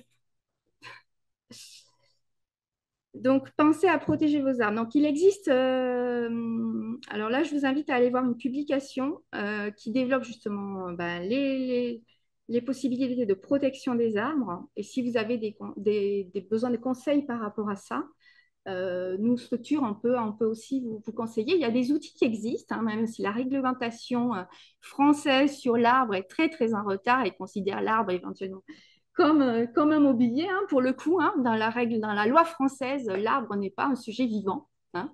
Donc, du coup, voilà, on a beaucoup de chemin à faire, mais en tout cas, il y a quand même des outils pour les collectivités, mais également pour les privés, qui sont à votre disposition et sur lesquels on peut vous aiguiller pour protéger les arbres qui existent. Et ça me paraît déjà la base avant de penser à travailler à autre chose. Donc, après, on peut aussi donc, planter, penser différemment nos espaces au sein de nos communes. Donc là, j'ai choisi deux exemples. Ça peut être sur des écoles, hein, des lieux sensibles, donc les écoles, hein, au plus près de nos enfants, hein, sur des espaces qui sont aussi sujets aux effets de chaleur, hein, parce que l'îlot de chaleur urbain, c'est à l'échelle de la ville, mais ça peut être à l'échelle d'une classe, et ça peut être aussi à l'échelle d'une école, des effets de surchauffe qui sont dus au fait qu'il y a pas d'arbres, il y a une cour qui est 100% enrobée, il y a un bâtiment aussi qui réfléchit le soleil et au fait qu'on a vraiment une concentration de chaleur. Donc, il y a des enjeux aussi par rapport à ça, par rapport à déminéraliser les cours d'école. On accompagne des écoles sur ces sujets-là et des collectivités. Donc, n'hésitez pas, je vous ai mis aussi quelques liens sur ces thématiques-là. Les cimetières aussi sont un grand sujet parce que c'est aussi des lieux pour les communes qui demandent beaucoup d'investissement en termes de gestion et également en termes d'investissement financier. Quoi. Donc, du coup, il y a des moyens nouveaux pour ces cimetières-là, pour essayer de penser différemment leur gestion. Voilà, ce sont deux exemples en tout cas d'actions d'évolution qui sont possibles et sur lesquelles on peut vous accompagner. Et sinon, chez vous, dans vos jardins aussi, pensez à favoriser quand même la diversité, on l'a dit, au maximum, favoriser le local, pensez le multistrate à toutes les échelles, donc les pieds des arbres, c'est pas découvert, pas tendu, donc soit c'est couvert, paillé, soit sinon, éventuellement, c'est avec un ourlet d'herbe haute. Hein. L'ourlet d'herbe haute au pied de l'arbre, il a son avantage. Il permet que le tronc de l'arbre ne soit pas blessé quand on vient passer la tondeuse. Il permet aussi que l'humidité reste au sol. Il permet que le pied de l'arbre ne soit pas tassé. Il permet plein de choses. Donc, voilà, ce que vous voyez là en photo ici permet pas mal de choses et est bénéfique à la fois pour l'arbre, mais également pour les milieux qui sont alentours. Donc voilà, voilà, j'en termine. Je vais laisser la parole à Monsieur le maire. Et voilà, je vous invite à, si vous avez des sujets, en tout cas, on est là pour vous accompagner.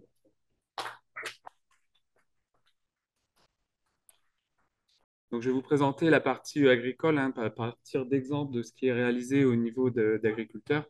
C'est vrai qu'il y a beaucoup de choses qui ont été dites par rapport à des problématiques érosion, différentes strates, des notions de couverts herbacés. Ben voilà, c'est des choses qu'on utilise aussi dans le conseil auprès des agriculteurs. Et l'idée, dans le cadre d'un projet auprès d'agriculteurs, c'est déjà de définir leurs objectifs, pourquoi ils veulent planter, par rapport et aussi de vérifier leur projet par rapport à leur système d'exploitation. C'est-à-dire, c'est redonner la place de l'arbre dans les systèmes agricoles qui sont variés. Voilà, on a des systèmes plus intensifs, d'autres plus extensifs, des conversions en agriculture biologique. Donc, c'est d'accompagner nos agriculteurs dans ces changements de pratiques. Et aujourd'hui, on se pose beaucoup de questions dans le cadre de ces évolutions de pratiques. Donc c'est l'agroforesterie, hein, c'est une association sur une même parcelle. C'est voilà, on associe une culture où on met des animaux et des arbres ou des arbustes. C'est optimiser les surfaces de l'exploitation pour une complémentarité. Alors c'est vrai que dans les objectifs de nos agriculteurs, c'est pas forcément produire du bois d'œuvre ni valoriser derrière le bois. C'est plutôt un objectif biodiversité, c'est ramener de la biodiversité sur les parcelles agricoles qui sont de taille parfois assez grande, avec peu aujourd'hui d'éléments existants, arborés, bosquets.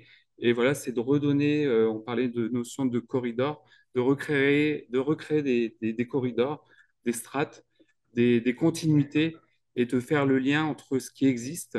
J'ai un bosquet qui existe, comment je peux accompagner, augmenter cette continuité à partir d'une bande enherbée ou à partir d'une haie. Alors, l'arbre, ben, on en a parlé tout à l'heure, hein, il apporte différents avantages, aussi bien pour nos parcelles agricoles, donc c'est apport de matière organique, c'est d'apporter de la vie dans le sol par rapport à son système racinaire, c'est aussi cette problématique d'érosion, de limiter les ruissellements d'eau. On parle aussi de l'érosion par l'eau, mais aussi l'érosion par le vent. C'est-à-dire que si on a des parcelles qui sont des parcelles agricoles qui font 90 hectares sans forcément de strates, ben, il y a beaucoup d'érosion aussi par le vent, qui n'est pas forcément visible immédiatement, mais qui existe aussi. Et puis, dans les objectifs de nos agriculteurs, c'est aussi donc, de la biodiversité et peut-être aussi d'apporter une diversité sur les exploitations en implantant des fruitiers, en complément aussi des strates euh, arborées. L'agroforesterie, donc voilà, c'est plutôt des alignements d'arbres qui sont implantés dans nos parcelles agricoles avec des notions de densité à respecter, c'est-à-dire qu'il faut au minimum, selon les appels à projets dans les financements, un minimum de 30 arbres par hectare. Il ne faut pas dépasser 100 arbres par hectare par rapport à l'éligibilité de la parcelle au niveau de la réglementation de la politique agricole commune. Donc, il faut aussi concilier les objectifs de nos agriculteurs et la réglementation qui s'applique aussi à eux. C'est pour ça qu'on fait beaucoup plus de projets d'alignement, de création de linéaires de haies avec différentes strates arborées. Donc, on parlait de différentes strates. Aujourd'hui, on est plutôt sur des plantations avec un arbre de auger tous les 20 mètres et on vient compléter avec des essences arbustives. On va aussi diversifier nos essences. Voilà, on va partir sur 6-7 essences qu'on va diversifier. Pour aussi, bah, voilà, faut tenir compte du sol. Alors après, j'ai mis l'arbre à utiliser sans modération, mais aussi quand on a un projet d'agriculteur sur des sols très séchants, sableux très séchants, ou très peu de terre arable, ou avec un sous-sol très calcaire, voilà, vaut mieux pas planter, ne pas planter. que voilà, avoir un arbre qui ne va pas pousser, qui ne va pas pouvoir s'enraciner en profondeur. Donc voilà, ça fait partie de la discussion avec nos agriculteurs. Donc les haies, voilà une formation de linéaire de haies arborées, composée d'arbres et d'arbustes. On peut être aussi bien en bordure de parcelles ou voilà, en intraparcellaire. C'est ce que je vais vous montrer là. Donc un exemple à Montigny-Langrin, donc sur une parcelle de 12 hectares, on avait une problématique érosion avec des coulées de boue voilà, qui arrivaient dans le village. L'idée, donc, il y avait quand même cette volonté de l'agriculteur à ramener de la biodiversité sur l'exploitation. Donc, on a créé des linéaires des aliments d'arbres et d'arbustes avec une bande enherbée voilà, qui est associée aussi avec la plantation. Donc, bande enherbée d'un minimum de 3 mètres, voire 4 mètres, qui permet de garder cette humidité au niveau du sol, plutôt des légumineuses. On va planter plutôt. Là, on avait par exemple le trèfle incarnat, qui a aussi son rôle important par rapport à nos pollinisateurs. Et donc, ça permet de garder de l'humidité au sol et d'éviter voilà, aussi cette concurrence de la culture avec l'arbre. Et il y a tout aussi cette phase de préparation du sol où il faut. L'idée, c'est que voilà, il n'y ait pas concurrence entre le système racinaire de l'arbre et la culture. Ça ne vienne pas non plus assécher la partie superficielle cultivée. Donc, c'est aussi d'inciter l'arbre à s'enraciner en profondeur. Donc, c'est pour ça qu'au départ, il y a un sous-solage à réaliser, enfin, voilà, différentes pratiques pour vraiment réussir l'implantation de l'arbre. Alors aujourd'hui, la difficulté dans ces implantations, c'est les problèmes de sécheresse aussi. Donc, voilà, il faut penser pendant les périodes très sèches d'arroser les arbres. Se pose aussi la question des dégâts de gibier. Donc, il faut aussi travailler sur les systèmes de protection. C'est pour ça que voilà, c'est pas forcément aussi évident que ça implanter des arbres en parcelles de grande culture.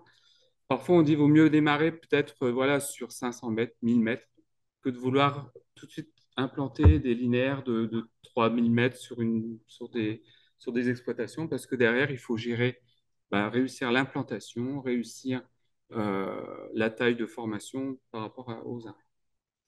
La photo de droite, où là, vous voyez, c'est un parcellaire qui était assez important. Là, au total, il y a 200 hectares.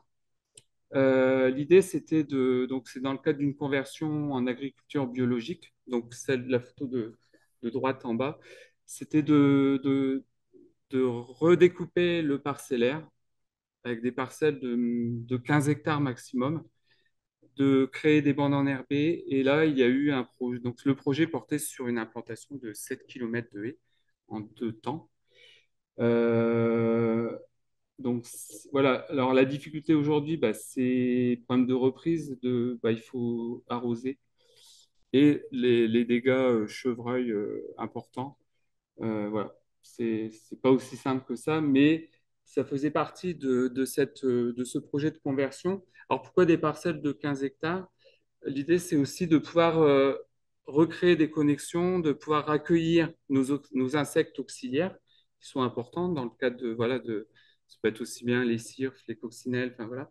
Et c'est de créer des zones de refuge, de, de, de reproduction pour ces insectes auxiliaires, pour qu'ils puissent être présents au moment où il y a des ravageurs qui se présentent sur la parcelle. Et si, voilà, par exemple, sur 200 hectares, on n'a aucun bosquet, on n'a aucun linéaire de haies, ces insectes auxiliaires sont peu présents. Donc là, c'est de l'agroforesterie sur différents profils, sur des profils de grande culture, mais on l'a aussi sur nos élevages. Donc sur la photo en bas à gauche, là c'est une implantation qui est réalisée depuis 2 ans. Donc c'est une alternance d'arbres forestiers et de fruitiers, des mirabelliers, pour une prairie qui est pâturée par des bovins. Et voilà, c'est de redonner, voilà, c'est une parcelle assez ensoleillée, donc il y avait cette notion d'ombrage pour le bien-être animal. Et dans les parcours volailles, on a pas mal de projets aussi. C'est-à-dire qu'il y a une nécessité donc, pour les parcours volailles d'avoir une surface minimale en herbe. Mais quand dans la réalité, les poules ne sortent pas très loin du bâtiment, l'idée, c'est de les accompagner à pouvoir sortir et aller plus loin, leur redonner confiance. C'est pour ça qu'on va créer des linéaires de haies en sortie du bâtiment pour les guider. Ensuite, on va y mettre des bosquets. Voilà, ça fait une protection. Et on va terminer l'aménagement de ce parcellaire par des linéaires d'arbres pour voilà, les amener à aller vraiment en fond de parcelle et pouvoir utiliser tout le parcours qui est consacré à ces volailles. Donc voilà quelques exemples par rapport au bien-être de nos animaux. Et ce que je voulais vous montrer aussi, c'est une étude qui a été, alors, au niveau des chambres d'agriculture, on travaille voilà, avec différents collègues des chambres Hauts-de-France, et ce qui nous permet dans chaque département de mener des études différentes et de pouvoir compiler toutes ces études. Et donc, je voulais vous présenter une étude portée par la Chambre d'agriculture du Nord-Pas-de-Calais sur les effets de l'arbre par rapport à ces montées de température sur les animaux, sur des bovins en prairie, et pour montrer voilà, l'importance de l'arbre par rapport au stress que peuvent subir nos animaux. Alors, c'est sur 4 exploitations, hein. Il y avait donc 5 parcelles qui ont été suivies donc 2 en agriculture biologique et 2 en agriculture conventionnelle, et avec des niveaux de densité d'arbres différentes. Et c'était plutôt des prairies en agroforesterie avec des arbres âgés de plus de 15 ans et présence de troupeaux allaitants ou troupeaux laitiers.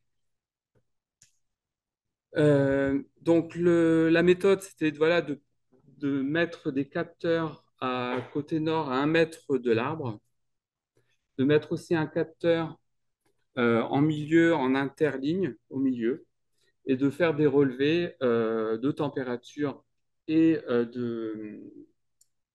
d'humidité, de taux d'humidité, toutes les heures. Et il fallait aussi comparer avec une parcelle témoin où il n'y a pas d'aménagement du tout sur ces parcelles. Et il y a une méthode de calcul, le THI, c'est température, humidité, indice de température et d'humidité, qui permettait de déterminer le niveau de stress et de perte de production laitière associée à ces stress de température. Alors, on a pu réaliser des relevés de température entre le 27 octobre et le 27 avril et le 18 octobre. Donc, notre parcelle témoin, prairie en plein soleil, et une prairie en agroforesterie.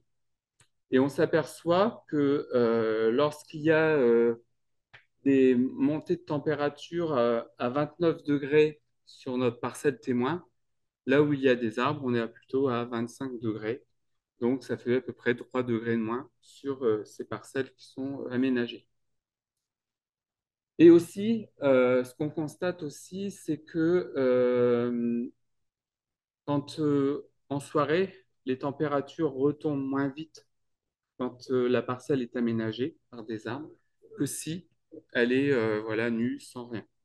Donc, c'est-à-dire que ces chocs de température sont moins importants sur nos animaux et voilà, donc moins de stress sur nos bovins. Et là, donc, c'était sur une journée très très chaude, le 18 juin 2022. On est monté à des températures de 43 degrés et sur des niveaux d'arbres. Lorsque la parcelle était en présence d'arbres, on était à peu près à 9 degrés de moins sur ces parcelles. Et pareil, voilà, des chutes de température moins importantes sur ces parcelles. Et ça, c'est un peu une compilation de tous ces relevés de température en été, au printemps. Et ce qui permet de dire, voilà, sur notre parcelle témoin, on a à peu près on avait sur des températures supérieures à 30 degrés.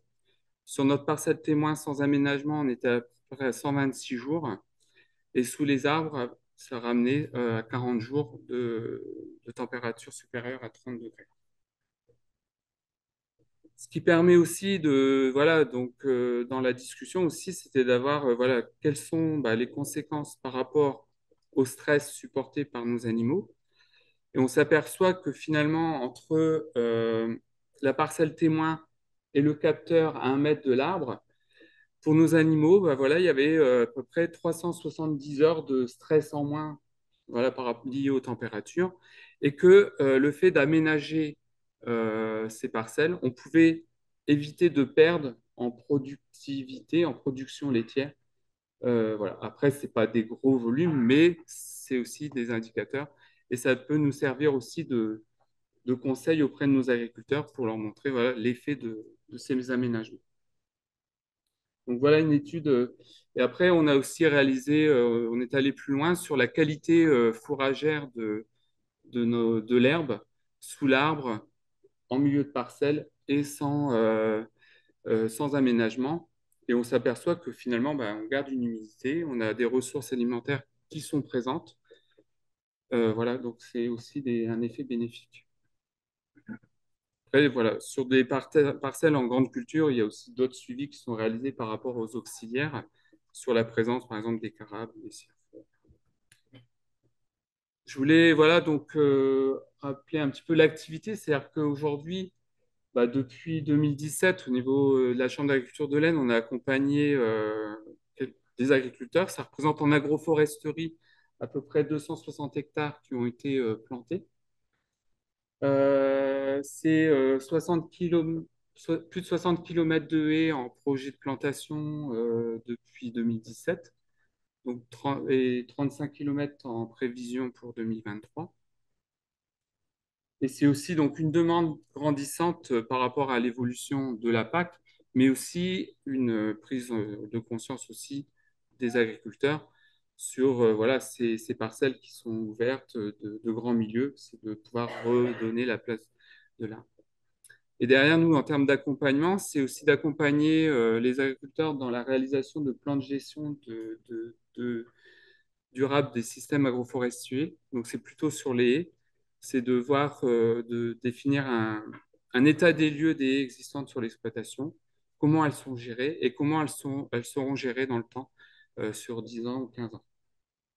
Et c'est de donner aussi des indicateurs de biodiversité de ces haies et de montrer que voilà, elles ont un intérêt et que de fait aussi parfois de les entretenir, mais de façon voilà, ça peut aussi être très important. Donc, ça permet de développer des scénarios de suivi et puis valoriser le système des exploitations. Ben voilà, c'est de prendre en compte dans son système, dans ses itinéraires techniques, le fait de présence d'arbres et puis d'auxiliaires présents dans les parcelles. Voilà, si vous avez des questions, n'hésitez pas. J'ai notre présentation par rapport à... Alors après, c'est vrai que sur des systèmes agroforestiers ou voilà, sur mettre des alignements d'arbres, voilà, les agriculteurs ne sont pas là dans l'optique de produire du bois d'œuvre, on va plutôt sur des linéaires de haies. C'est pour ça qu'on a une plus importante de linéaires de haies qui sont implantés. Après, la difficulté, moi j'ai vu sur des projets où j'avais un jeune qui s'est installé depuis 5 ans, 10 ans, il veut implanter des haies, il n'est pas propriétaire. Il faut qu'il ait l'accord de son propriétaire. Ça a été aussi un obstacle. Il n'a pas planté ses 5 km de haies comme il le prévoyait. Donc voilà, après, il y a aussi, aujourd'hui, les évolutions réglementaires au niveau de la PAC font que ce qu'on implante, c'est figé. C'est-à-dire qu'à un moment donné, il dit, bah, est-ce que je pourrais déplacer cette haie ou je perds ma parcelle ou voilà. Donc, c'est des éléments qui sont figés dans le temps qui font aussi peuvent faire peur aussi à nos agriculteurs de dire, je ne veux pas mettre ça de façon permanente. De liberté, ouais. Et puis après, bah, voilà, c'est une évolution je prends l'exemple de l'agriculteur là, qui a 200 hectares, qui est passé dans un modèle de conversion en agriculture biologique. Aujourd'hui, ce n'est pas évident en termes de débouchés. Il a fait l'option de dire bah, je vais mettre 7 km de haies entre concilier le temps de sa conversion en termes de travail, le suivi de ses cultures. Ça demande des interventions sur des. Il y a d'autres alternatives, c'est-à-dire qu'il va faire beaucoup plus de passages en termes de binage, voilà, de désherbage, tout ça, ça lui demande aussi du temps. Donc, déjà partir sur l'implantation de haies sur des gros volumes, il va dire bah, je vais plutôt privilégier ma conversion, mes techniques, m'adapter à de nouvelles techniques que d'implanter des arbres sur cette.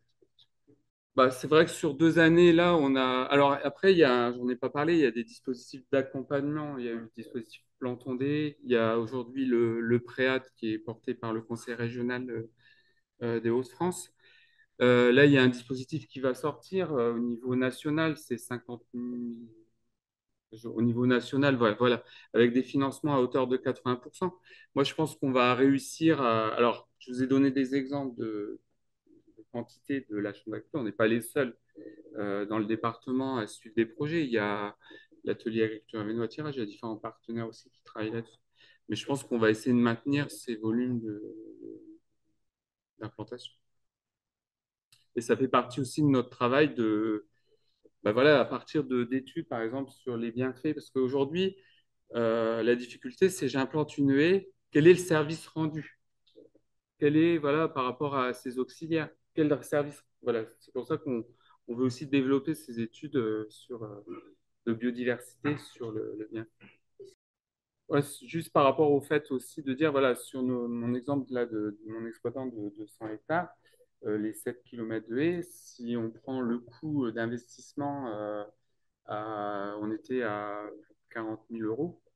Derrière, c'est en termes de trésorerie aussi. Voilà, il y a les aides, ça prend en charge, c'est 80%. Mais il faut quand même qu'il ait la trésorerie pour engager ces 40 000 euros, qu'il avance ces 40 000 euros, et puis être réglé un an et après. Donc voilà, c'est aussi définir, il faut tenir compte aussi de l'équilibre financier de l'entreprise, où il a dû investir aussi dans du matériel spécifique par rapport à sa conversion. Voilà, c'est des choses qu'il faut aussi, et parfois, ça peut aussi freiner des projets. Alors, c'est vrai il y a l'évolution du matériel aussi, le matériel qui s'est agrandi, enfin voilà. Après, aujourd'hui, c'est vrai qu'un taillis, aujourd'hui, ce qui est régi par la réglementation au niveau de la BCAU, enfin, la conditionnalité des aides, ce sont les haies, les aliments d'arbres. C'est vrai qu'un taillis, c'est pas forcément. Après, ce qu'on regarde, nous, dans des aménagements, c'est de dire oui, on peut éventuellement déplacer une haie, mais il faut la réimplanter ailleurs. Après, au niveau des jeunes agriculteurs, pour avoir suivi aussi des dossiers d'installation au préalable, c'est qu'aujourd'hui, il y a quand même au niveau de la dotation jeunes agriculteurs, il y a un complément qui peut être accordé si le jeune s'engage dans des mesures agro-environnementales, notamment la plantation peut en faire partie. Mais je comprends, oui, qu'il y a eu. Enfin, c'est-à-dire que c'est pas. Son système, lui, a évolué, son matériel a évolué, et donc il y a des adaptations qui sont réalisées. Et l'idée, c'est de pouvoir compenser ou déplacer. Alors aujourd'hui, tous les déplacements de haies sont régis il y a une réglementation, il faut faire des demandes préalables, faire un état des lieux de cette haie. Et après, Je voudrais rappeler qu'il y a encore, effectivement, vous avez raison de le signaler, il y a des territoires qui sont innovants. Vous avez cité Resson-le-Long. Ça fait 3 fois qu'on va voir Resson-le-Long. On a du mal à trouver d'autres exemples. Mais oui, bon, enfin, ça pose la question quand même qu'il y a effectivement il y a un gros travail de sensibilisation à faire et qu'on jette absolument pas la pierre sur les élus. C'est absolument pas le discours qu'on a porté aujourd'hui.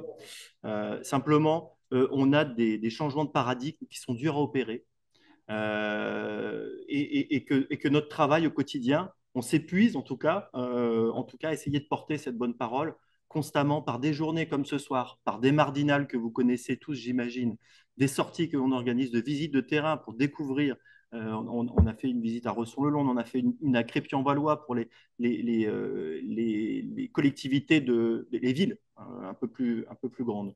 Et puis, bah, il y a l'Adopta, qu'on n'a pas cité, mais qui est une association qui œuvre à faire émerger des nouvelles pratiques de gestion alternative des eaux pluviales, puisqu'on l'a bien vu, en fait, l'approche écosystémique de la transition climatique et écologique de nos territoires, elle passe par une prise en compte de l'arbre, qui de l'infiltration des eaux pluviales, qui de la manière dont on habite, de la manière dont on se déplace. On va pas tout détricoter. Et effectivement, il y a un écosystème et c'est ce qui fait qu'on est aussi nombreux au niveau de cette table-là parce que effectivement, c'est une action collective.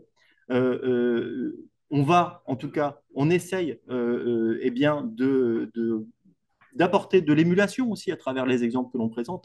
Et même s'ils ne sont pas suffisamment illustrés dans l'Aisne, mais malheureusement, ça témoigne aussi du travail qui reste à faire. Et ça, je pense qu'il faut aussi en avoir conscience, malgré tous les beaux dispositifs, effectivement, qui sont en place. D'ailleurs, on voit jeudi la DICA pour discuter de ces sujets-là, parce qu'on a du mal à faire émerger encore beaucoup de projets, malgré la bonne volonté des élus, malgré les soutiens qui existent, malgré l'appui technique du CPIE, du CAUE et d'autres, à faire émerger des projets de qualité qui prennent en compte tous ces éléments-là. Non pas qu'on continue à faire de l'enrobé comme on faisait il y a 30 ans, ce n'est pas ça le discours, c'est simplement qu'il y a encore beaucoup de choses à travailler sur les noues. Lorsque vous proposez une noue à un élu qui vous dit ah, je ne vais pas mettre la noue parce que ça va être dur pour passer la tondeuse à l'intérieur, bon ben voilà.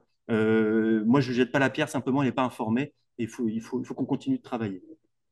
Très bien. Je vous remercie en tout cas encore de votre participation, des réactions avec la salle qui finalement étaient très, très, très intéressantes. Non pas qu'on ne pensait pas qu'il y ait de réactions, mais simplement avec un format un peu plus conférence que table ronde. Néanmoins, ça a été suffisamment itératif. On reste ici pour prendre un pot derrière et on peut continuer après à échanger ensemble si vous le souhaitez. On sera là aussi pour répondre à vos questions. Merci et félicitations pour les interventions. C'était vraiment de très grande qualité.